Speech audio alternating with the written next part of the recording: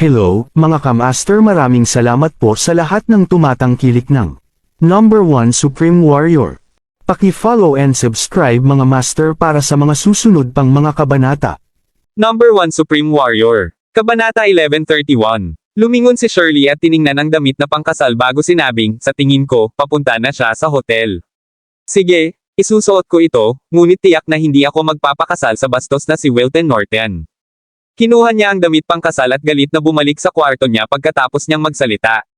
Lumingon si Xavian sa mga makeup artist sa tabi nila at nagutos, go do her makeup. Hindi napigilan ang pag-aalala, nagsalita si Alba, na halatang umaasa pa rin, honey, do you think that Jackie Gay will really come and rescue our daughter? Umaasa siya na may makapagliligtas sa kanyang anak. Buntong hininga. Hindi naman ganoon kadali kaya mas mainam kung hindi mo bilangin ang iyong mga manok bago ito mapisa. Nakilala ng lalaking iyon ang aming anak sa airport noong isang araw. Hindi namin maaaring seryosohin ang mga salita ng isang taong tulad nito. Bukod doon, wala siyang magagawa kahit na talagang lumapit siya. Tara na, bababa na tayo. Bumantong hininga si Xavian at bumaba kasama si Alba. Pagbaba ni Shirley, naghihintay na si Wilton sa entrance. Nawala ang ngisi ni Wilton sa kanya habang nakatingin sa kanya. Haha, Miss Lancaster, hindi mo ba sinabi na hindi mo ako pakakasalan? Bakit naman nagbago na ba ang isip mo? Gustong-gusto kong tignan ang mayabang mong ekspresyon. Iniisip ko kung hanggang kailan mo ito mapapanatili. Sinadya niyang laminggalinga at mapanuksong nagsalita, nga pala, nasaan yung boyfriend mo? Tumakas ba siya dahil sa sobrang takot niya? Kung ganun, duwag talaga siya. Haha, hindi malakas ang mga kasama kong bodyguard noong isang araw, kaya nabigyan ng pagkakataon ng lalaki na kumilos ng malakas. Akala niya ba talaga natatakot ako sa kanya? Napabuntong hininga sina Xavian at Alba nang makita nila ang masungit na paraan ni Wilton. Nakikita nila na ang taong ito ay hindi isang mabuting tao mula sa labas. Paano niya makikitungo ng maayos ang kanilang anak? Wilton Norton, sigurado ka bang gusto mo akong pakasalan? Binabalaan kita ngayon, malamang na pagsisihan mo kung talagang dinala mo ako sa hotel. Si Shirley ay may madilim na ekspresyon sa kanyang mukha, malamig pa rin ang kinikilos at pagalit kay Wilton. F***sake. Shirley Lancaster, sino ka sa tingin mo? How dare you act mayabang sa harap ko? Alam mo bang tapos na ang pamilya mo kung magagalit ka sa akin? Matagal nang hindi natutuwa si Wilton sa malamig na ekspresyon ni Shirley. Humakbang siya at kinurot ng isang kamay ang bibig ni Shirley bago nagsalita na may malamig na ngiti sa labi, Ipapakita ko sa iyo kung gaano ako kalakas ngayong gabi. Inaasahan na makita kung maaari mong panatilihin ang pagmamataas na iyon mamaya. Young Master Norton, ano ang ibig sabihin nito? Ngayon ang araw ng kasal, at ito ang pamilya Lancaster. Hindi maisip ni Xavian, Hendricks, at ng iba pa na maglalakas loob si Wilton na ay bully si Shirley sa harap ng kanilang bahay. Ano kaya ang mangyayari kung talagang pinakasalan niya ito? Agad silang humakbang at sinigawan si Wilton nang makita nila ang nangyayari. Bakit? Gusto niyo bang makipag-away? Hindi ako nandito para ayusin ang mga bagay-bagay. Magiging magalang sana ako sa iyo noon, ngunit walang pagkakataon para sa ngayon. Malamig na ngumiti si Wilton nang biglang hamarang ang isang grupo ng mga amo ng pamilya Norton sa kanyang daraanan. Tinitigan niya ng agresibo ang mga Lancaster. Namutla ang mukha ni Xavian sa galit. Gayunpaman, nagngangalit siya at sinabing, gabi na, huwag nating palampasin ang pinakamagandang oras ng araw. Kabanata 1132. Binitawan ni Wilton si Shirley nang makita niyang nagpapasakop si Xavian sa kanya at ngumiti. Haha, Bienan, banibiro ko lang kayo. Tingnan mo kung gaano ka natakot. Don't worry, I will treat Shirley well after she married me. Kakaiba ang ugali niya, pero susanayin ko siyang maging masunurin. Siguradong susundin niya ako sa hinaharap. Ang mga salita ni Wilton ay nagpadugo sa puso ni Xavian at Alba. Kung umaasa pa rin sila kay Wilton dati, sila ay nasa ganap na kawalan ng pag-asa sa sandaling iyon. Alam nilang hindi maganda ang pakikitungo ni Wilton sa kanilang anak. Tara na, handa na ang mga sasakyang pangkasal, at malapit na ang panahon para sa ating magandang nobya na magpakita sa karamihan. Si Wilton ay may matagumpay na ngiti sa kanyang mukha nang makita niya kung gaano kabisa ang kanyang kapangyarihan sa pagpapakita ng mga aksyon. Hinailan niya si Shirley papunta sa mga sasakyan gamit ang isang kamay. Tara na, palihim na napabuntong hininga si Alba at ang iba habang sinusubukang ngumiti. Sumunod naman ang mga Lancaster at sumakay sa sasakyan. Kuwait. Maraming tao ang naghintay sa mag-asawa sa isang 6-star hotel. Bukod sa pamilyang Norton, maraming makapangyarihang tao na kaibigan ng pamilya Norton, ang 7-star na hari ng digmaan, at mga tao mula sa ilang mga angkan ang dumalo sa seremonya. Nabalitaan ko na hindi kailanman nagkagusto si Miss Lancaster kay Young Master Norton. Hindi niya akalain na bigla siyang pumayag na pakasalan siya. Bukod doon, ang paghahanda para sa seremonya ng kasal na ito ay tumatagal ng napakaikling oras. Kahapon lang nila tayo pinaalam, at ngayon na ang kasal. Ang Panginoon ng isang third-class na aristokratikong pamilya ay hindi maiwasang magsabi ng nakangiti. Ang isa pang Panginoon ng pamilya na nasa tabi nila ay tumingin sa paligid niya at mahinang nagsabi, "Ano ang alam mo?" Narinig ko na hindi kailanman binalak ni Miss Shirley na pakasalan si Young Master Wilton, at napilitan siyang gawin ito sa pagkakataong ito. Pinilit niya ito sa buhay ng mga miyembro ng kanyang pamilya at sa kanilang mga ari-arian. Walang ibang pagpipilian si Miss Shirley.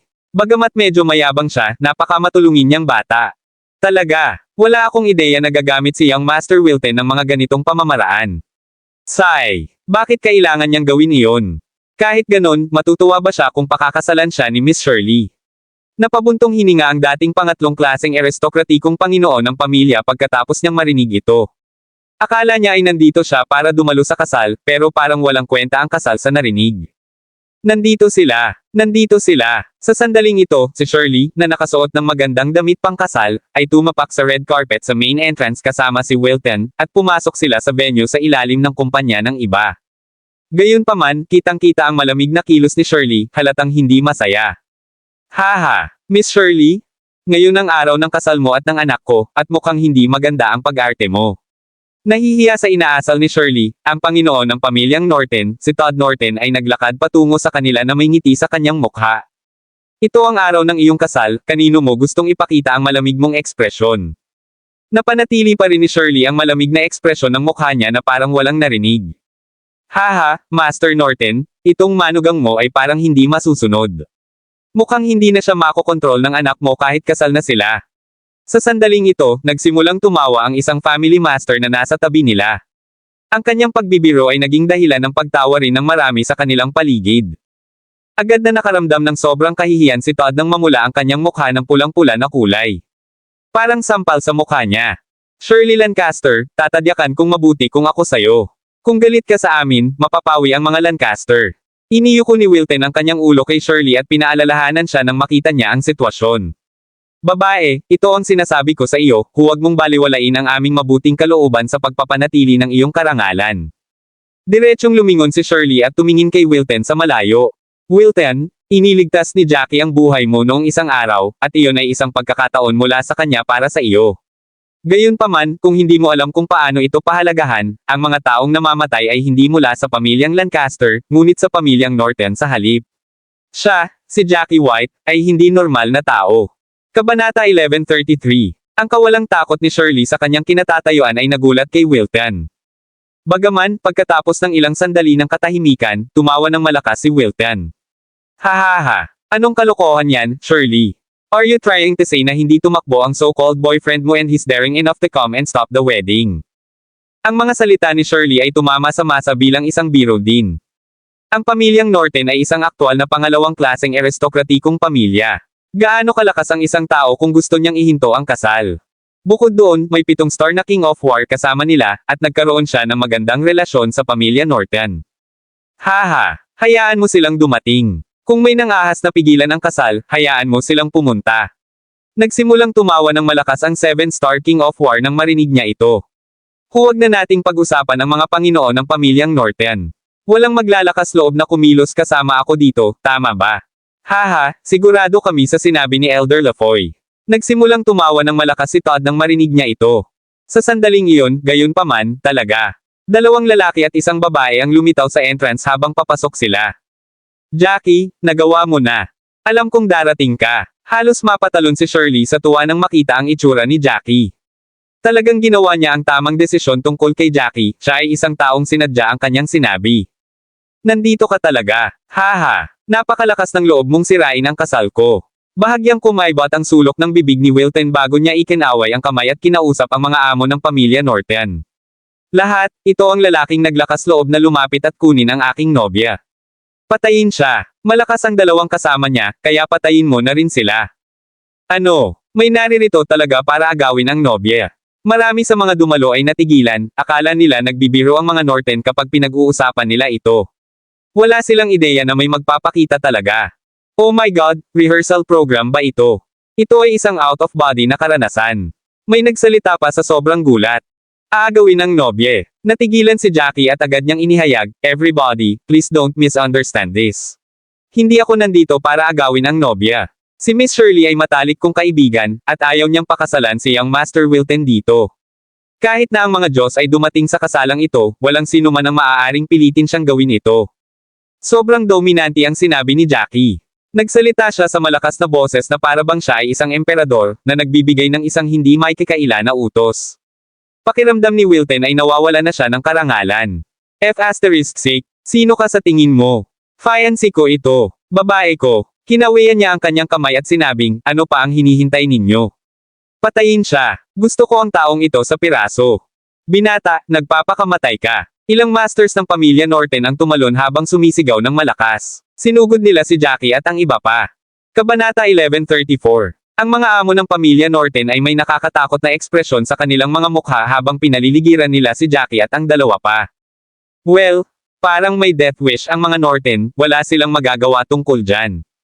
Hindi ko akalain na sasabak ako sa isang malaking laban bago ako umalis ngayon sa Soul City.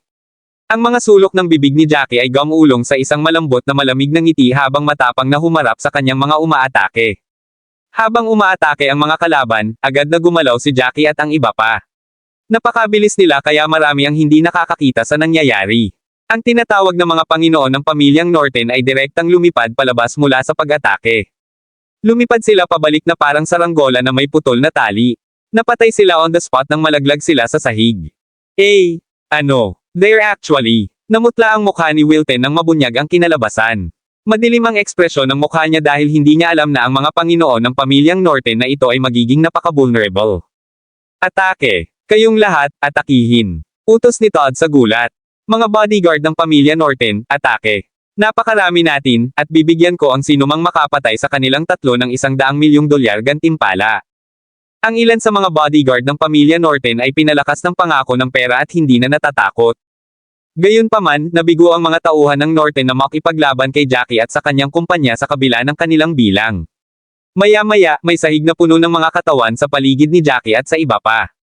May kabuuang 200 katao. Laking gulat ng natitirang mga bodyguard ng pamilya Norton habang nakatingin sila sa sahig na puno ng mga katawan. Sa sobrang takot nila ay hindi sila nang ahas na umusad ng isang hakbang. Pumunta ka. Go! Ang mga binti ng ilang bodyguard ay naging jelly dahil sa takot. Mabilis silang tumakbo palayo pagkatapos nilang umatras sa likod ng pinto. Mukhang mga makapangyarihang tao ito.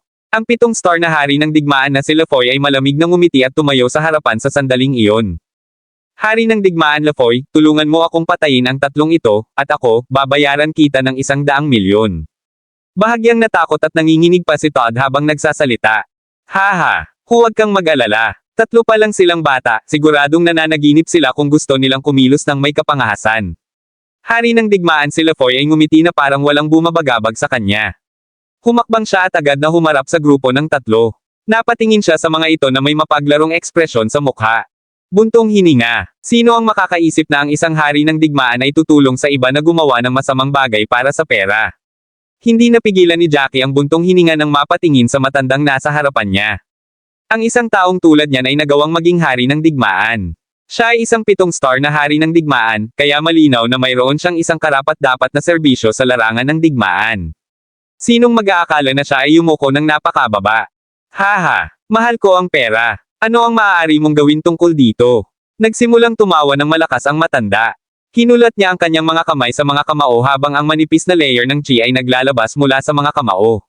Bata, hayaan mong ipakita ko sa iyo ang aking tunay na kapangyarihan. Ganoon na lang, sumulpot si King of War Lafoy sa harap ni Jackie at ibinaba ang kamao. Ang bilis naman. Siguradong patay na si Jackie sa pagkakataong ito. Tuwang-tuwa si Wilton, puno ng pag-asa ang kanyang mga mata nang makita niyang sinalakay ng hari ng digmaan si Jackie. Gayunpaman, hindi nagtagal ang kanyang pananabik dahil napansin niya kung gaano kabilas si Jackie kaysa sa King of War. Labo lang ang naramdaman niya, at parang nawala si Jackie. Kabanata 1135. Natigilan din ang King of War nang walang laman ang suntok niya. Pagkatapos ay naramdaman niya ang bahagyang malamig na simoy ng hangin na dumaan sa kanyang likuran, at naramdaman niya ang takot na gumagapang sa kanya. Hindi maganda. Hari ng digmaan si Lafoy ay handang tumalikod at tumakbo nang maramdaman niyang may mali. Sa kasamaang palad, isang malakas na suntok ang bumagsak sa kanyang likuran. Sa isang naririnig na kalabog, isang 7-star na King of War ang napatay. Paanong posible iyon? Napatay din si King of War Lafoy. Namutla ang mukha ni Wilton dahil sa takot. Natakot din si Todd na nasa tabi niya. Para sa kanya, dapat ay isang madaling bagay para kay King of War Lafoy na patayin si Jackie at ang iba pa. Gayunpaman, ang nangyari sa kanyang harapan ay nagpatunay na mali siya. Mahal, ang lalaking ito na nagngangalang Jackie ay talagang magaling. Si Alba, na nakatayo sa gilid, ay bahagyang nakabuka ang bibig sa kawalan ng salita. Hindi niya alam na susulpot ang lalaking kausap ng kanyang anak. Bukod doon, siya ay sobrang dominante at makapangyarihan. Oo, malakas talaga siya. Ito ay may katuturan ngayon. No wonder our daughter, si Xavier ay lubos ding kinilig sa puntong ito. Hindi nakakagulat na ang kanyang anak na babae ay gustong pakasalan ng gayong lalaki. Paanong ang gayong tao ay isang simpleng tao? Kuwait, wala sa kanila ang nakakaalam na ang mga lalaki mula sa Green Dragon Clan ay nakatingin kay Jackie at sa kanyang kumpanya habang papasok sila sa hotel. Guru, Master, ano ito? Nakaupo sa isang upuan ang punong Green Dragon Clan habang masayang humigop ng kanyang tsaa. Pinandilatan niya ang taong nagre-report sa kanya. Sa kanyang opinyon, malamang na umalis si Jackie at ang iba pa sa lungsod dahil nabigo silang mahanap sila pagkatapos ng masusing paghahanap. Bagamat patuloy pa rin ang paghahanap ng mga tao nila kay Jackie at sa iba pa, hindi talaga siya umaasa dito. Guru, pumunta ang tatlong iyon sa isang 6-star hotel, at dapat nandoon sila para dumalo sa kasal ng pamilya Norton. Nakita namin silang pumasok. Wala kaming ideya kung kamag-anak sila ng mga Norton o hindi. Inimbitahan sila para sumali sa kasal. Sabi ng isa sa mga lalaki na agad na naglakad. Ano, silang tatlo ay hindi umalis ng lungsod at dumalo pa sa isang kasal sa publiko. Agad na napatayo ang clan master nang marinig ang ulat, ang kanyang mga kamay ay nagbold sa mga kamao. Magaling. Ito ay mahusay. Buti na lang suicidal sila. Halika, dalhin mo ang ating mga tauhan at umalis na tayo. Hindi nagtagal, dinala ng Green Dragon Clan Master ang marami sa kanilang mga master habang papunta sila sa hotel. Jackie, tayo. Pag-usapan natin ito ng mabuti. Alam kong gusto mo si Shirley, di ba? Hindi ba pwedeng ibigay ko na lang siya sa'yo? Maaari ba nating isaalang-alang na ang ating pagkakaibigan ay lumago dahil sa mga suntok? I wouldn't forcefully ask for it since hindi naman ako gusto ng babaeng to. Ibibigay ko siya sa'yo kaya pwede bang pakawalan mo na lang kami? Ang unay mayabang na si Wilton ay lumuhad sa lupa habang ang kanyang mga binti ay naging halaya nang makita si Jackie. Mapait niyang pakiusap kay Jackie. Oo, binata. Kasalanan namin, at hindi na namin siya pipilitin na magpakasal. Hindi mo naman talaga masisisi sa amin ang lahat ng tungkol dito, tama ba? Tutal may marriage arrangement kami. Kuya, nabalitaan ko na boyfriend ka ni Miss Shirley, at hindi dapat namin pinutol ang relasyon nyo.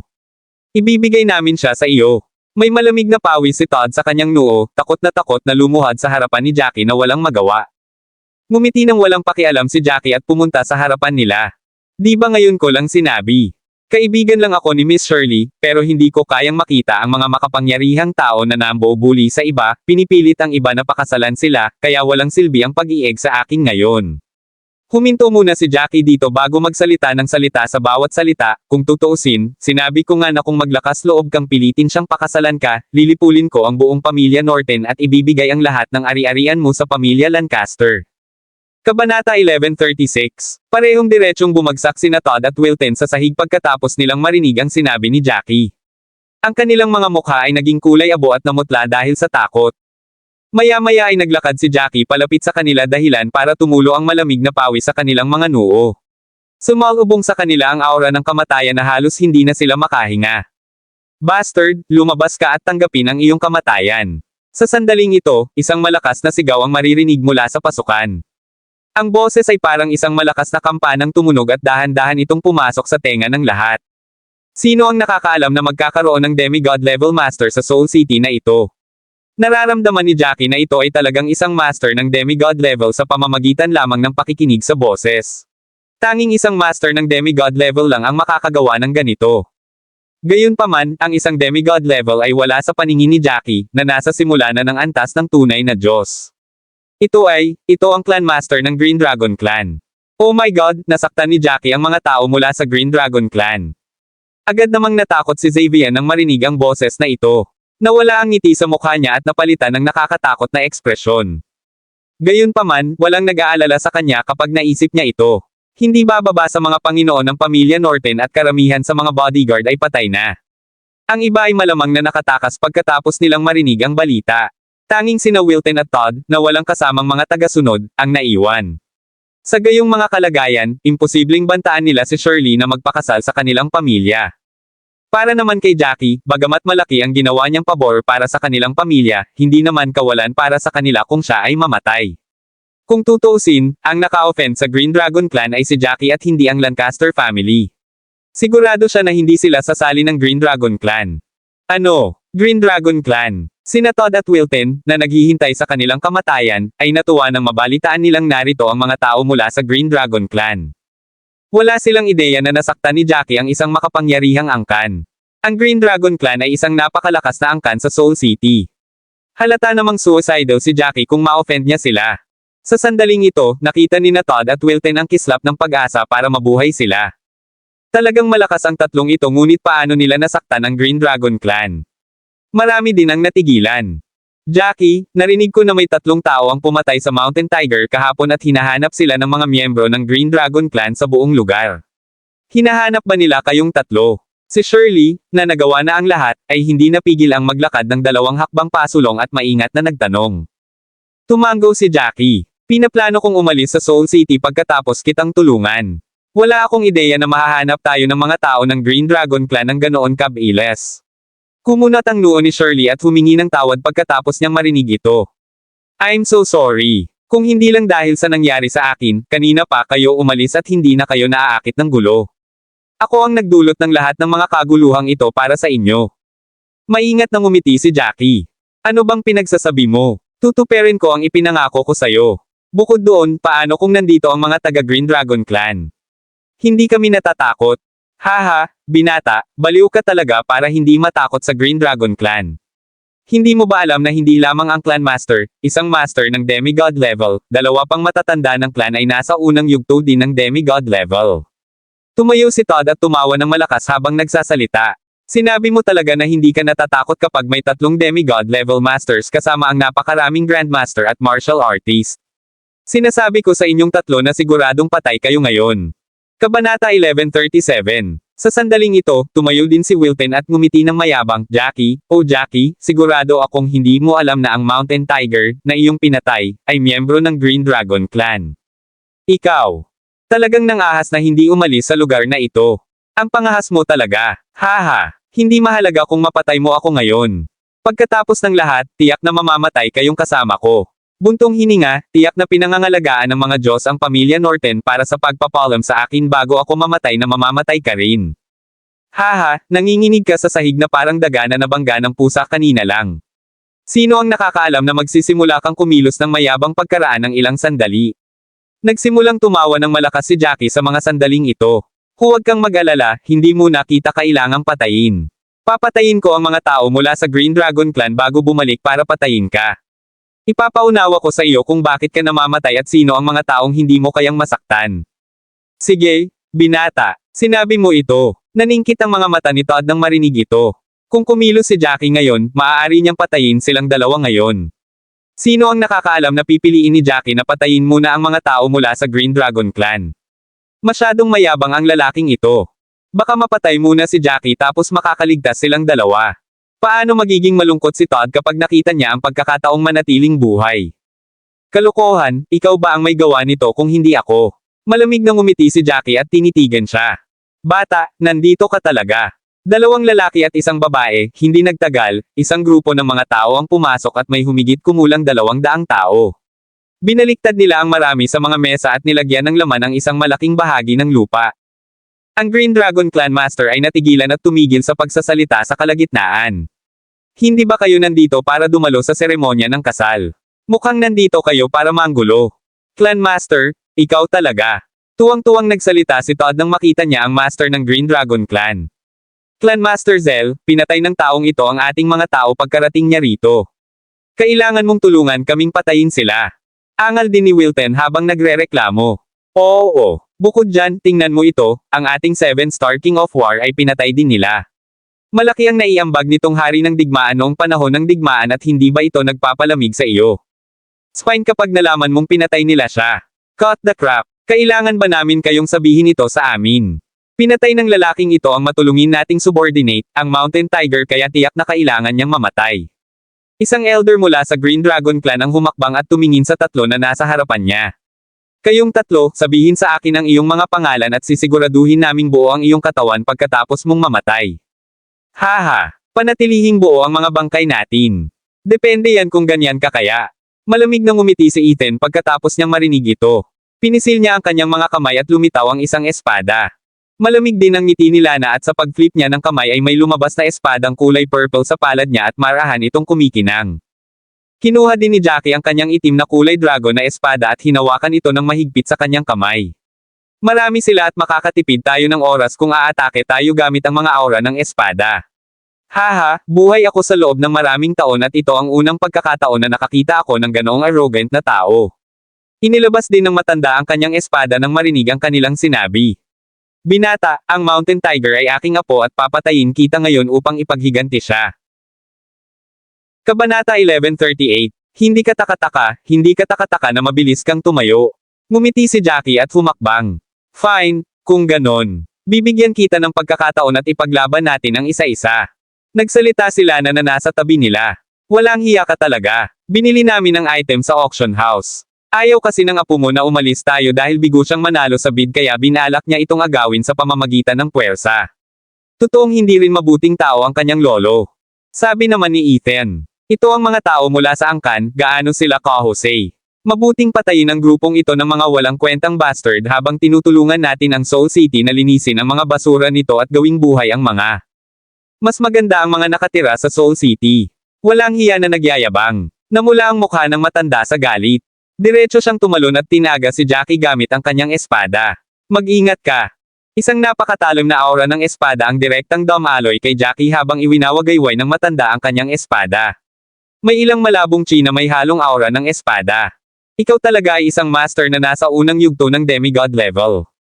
Ito ay isang napakalakas na pag-atake. Malamig na wika ni Jackie pagkatapos niyang tingnan. Pagkatapos ay diretso niyang iwinagayway ang kanyang kamay at isang nakakatakot na aura ng espada ang sumugod patungo sa kabilang partido. Ang aura ng espada ay talagang nakakatakot at lumipad pasulong sa isang iglap na nagiging isang sinag ng liwanag. Sa sumunod na segundo, nagbanggaan ang magkabilang aura ng espada at naglabas ng nakakasilaw na liwanag.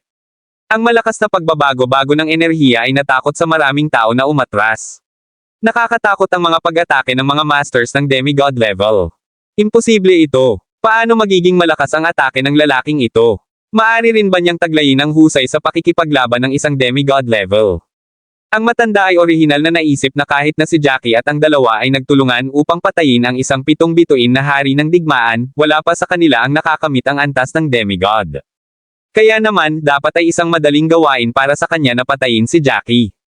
Hindi nagtagal ay naramdaman niya na ang paggalaw sa pag-atake ni Jackie ay bahagyang mas malakas kaysa sa kanyang mga alon ng pag-atake.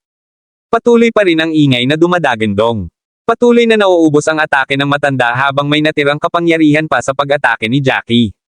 Ang kapangyarihang iyon ay dumating sa harap ng matanda sa isang iglap. Ano? May natitira pa bang kapangyarihan? Halos lumuwa ang mga mata ng matanda nang makita ito. Kung ang pag-ataking ito ay dumapo sa kanya, siya ay labis na masasaktan kahit na hindi siya mamatay. Nagbago ang ekspresyon ng mukha niya dahil sa takot at agad niya itong hinaronggan ng espada. Dumating ang atake ni Jackie at tinamaan ng husto ang kanyang espada sa mismong sandaling ginamit niya ang espada para harangin ang sarili. Ang malakas na kapangyarihan ay biglang nanginig at ang espada ay umugong. Umagos ang dugo mula sa kamay ng lalaking nakahawak sa espada habang naputol ang sapot sa pagitan ng hinlalaki at daliri ng matanda dahil sa panginginig. Dirdiretsong naglakad ng ilang hakbang ang matanda bago tuluyang huminto. Gayunpaman, napatigil lang siya nang makaramdam siya ng kirot sa kanyang lalamunan at saka muling sa mukha ng isang subo ng dugo. Nagkaroon siya ng ilang internal injuries. Napakalakas ng pag-atake. Lihim na natulala ang matanda at napuno ng hindi makapaniwala ang mga mata. Ang binata sa kanyang harapan ay may espadang aura na katulad niya ang haba ngunit doble ang lakas ng pag-atake ng binata sa kanya. Mukhang nagkita na tayo ng isang master ngayon.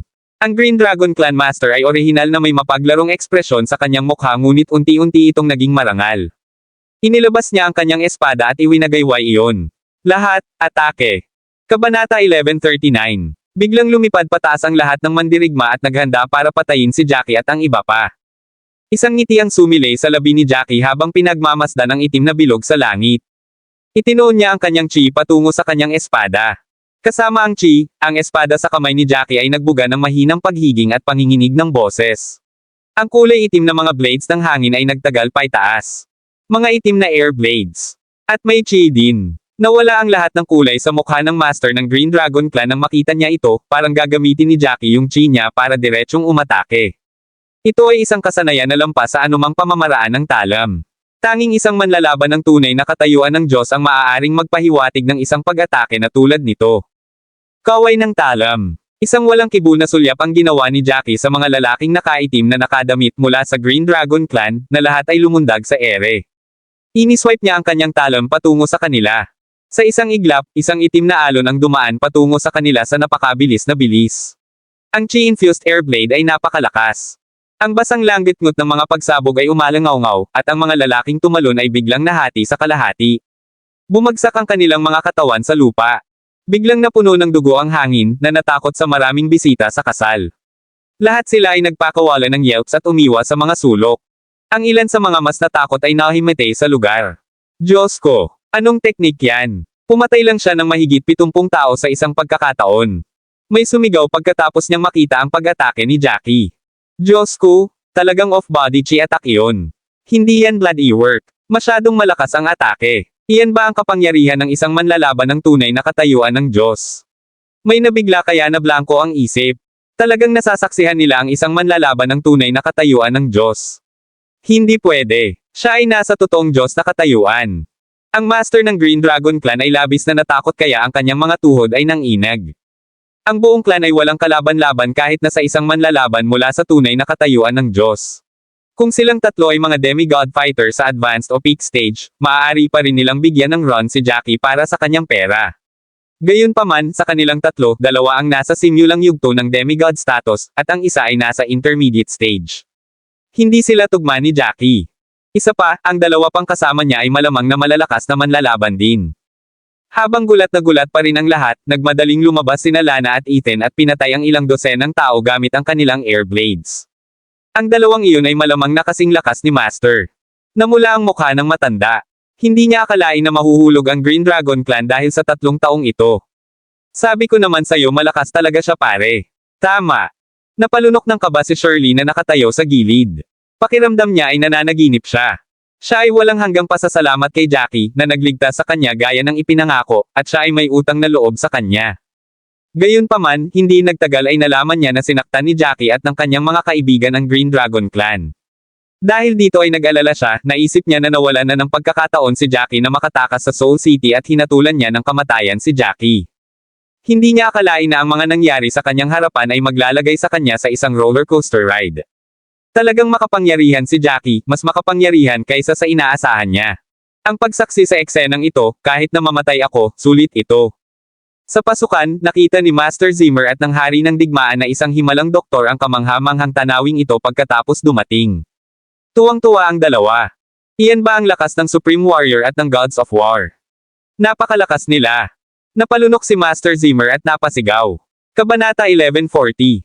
Supreme Warrior, Diyos ng digmaan. Napabuntong hininga ang isang nagkataong nakatayo sa may pasukan matapos marinig ito. No wonder may naramdaman akong kakaiba sa mga aura nila. Hindi ko akalain na siya ang Supreme Warrior. Bulalas ng isang tao. Sis, may narinig akong nagsasabi na sila ang Supreme Warrior at ang Gods of War. Dapat si Jackie ang dating kasi malakas siya. Diyos ko, ang Supreme Warrior ay aking idolo. Sumugod si Henrik sa gilid ni Shirley pagkatapos niyang marinig iyon. Tuwang-tuwa siya na halos tumalbog na siya. Sobrang cool niya. Gusto ko siyang pakasalan. Mukhang moonstruck si Shirley habang pinagmamasdan ang silhouette ni Jackie. Gayunpaman, alam niyang isa lamang siyang ordinaryong babae. Hindi siya kalaban ng Supreme Warrior. Siya ang lalaking pinapangarap ng maraming babae. Ang batang iyon ay talagang ang Supreme Warrior. Nanginginig ang boses ni Xavian. Iniisip niya kung mali ba ang narinig niya. Dati, iniisip niya kung magpapakita ba talaga ang bata dahil natatakot siya sa pamilya Norton. Hindi niya akalain na siya talaga ang magiging Supreme Warrior. Ibaba mo na, Dad. Sinong tinatawag mong bata? Magkakaroon ka ng mga mandurumog na susundan ka kapag tinawag mo siyang ganyan. Nagtampo agad si Hendrix nang marinig iyon. Paalala niya sa kanyang ama na may pagkabatong mukha.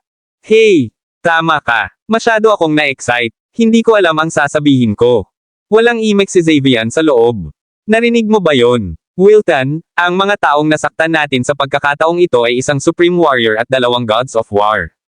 Ang mag-ama ng pamilya Norton ay labis na natakot kaya't sila ay bumagsak sa sahig nang malaman nila. Wala na sila sa pagkakataong ito. Ang labanan sa harap nila ay mabangis tulad ng dati. Ngunit ang mga tao mula sa Green Dragon Clan ay mabilis na napatay. Ilang saglit pa, tanging ang master na sugatan at ang 2 matanda ang nakatayo pa rin. Ang iba ay patay na. Ano ngayon? Iniisip mo pa rin ba na hindi kami magkatugma sa iyo? Isang mapait na ngiti ang isinalubong ni Jackie sa 3 nasa harap niya. Mahinang wika niya. Kami ay hindi pinalad na tumakbo sa Supreme Warrior at ang mga Diyos ng digmaan. Ang master ay clenched kanyang ngipin. Ngunit ako ay isang tao, kaya kailangan kong mamatay sa isang maluwalhating kamatayan. Pagkatapos niyang sabihin iyon, iniswipe niya ang kanyang talon sa kanyang sariling leeg at nagpakamatay. Ang malamig na bakal ng mga blades ay kumikislap, at ang dugo ay nag-spray sa hangin. Ang 2 pang matanda ay nagpakamatay din. Ama, kinuha ni Wilton ang isang espada mula sa lupa at tiningnan ang katawan ng kanyang ama. Ako ang may kasalanan, sabi niya. Hindi sana bumagsak ng ganito ang pamilya Norton kung hindi ko sinubukang pilitin si Shirley na pakasalan ako. Hindi. Kasalanan ko ito. Hindi ko dapat hinayaan na gawin mo lahat ng gusto mo nitong mga taon. Nagsisi rin si Todd. Pagkatapos niyang sabihin iyon, nagngangalit siya at nagpakamatay din. Sa pagkamatay ng kanyang ama, nagpakamatay din si Wilton. At least lalaki ka nang mamatay ka. Isang malamig na ngiti ang ibinigay ni Jackie sa tagpong ito. Mukhang magiging tapat lang ang isang tao kapag malapit na siyang mamatay. Mister, kataas-taasang mandirigma, mga Diyos ng digmaan. Agad na dinala ni Master Zimmer ang kanyang mga tao at yumuko kay Jackie at sa iba pa. Salamat, Mr. Supreme Warrior at ang mga Diyos ng digmaan. Maraming salamat mga Kamaster sa walang sawang pagsusubaybay, isang like, share, and subscribe naman dyan mga Kamaster. Abangan ang susunod pang mga kabanata.